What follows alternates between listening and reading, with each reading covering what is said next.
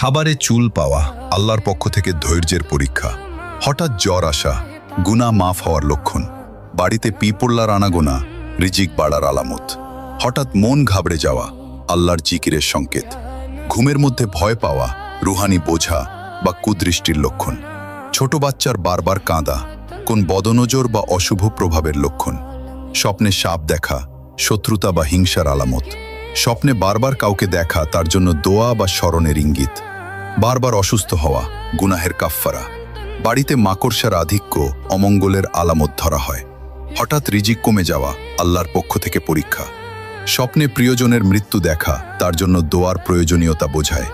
বৃষ্টির হঠাৎ থেমে যাওয়া আল্লাহর অসন্তুষ্টির আলামত। ঘরে কোনো পাখির আগমন সুসংবাদের লক্ষণ। বিড়ালের বারবার দরজায় আসা অনেক সময় রিজিকের ইশারা হয়। হঠাৎ আর্থিক ক্ষতি হওয়া পরীক্ষা বা সতর্কবার্তা। ঘরে বারবার বাল্ব ফিউজ হওয়া বা নিভে যাওয়া বরকত কমে যাওয়ার আলামত।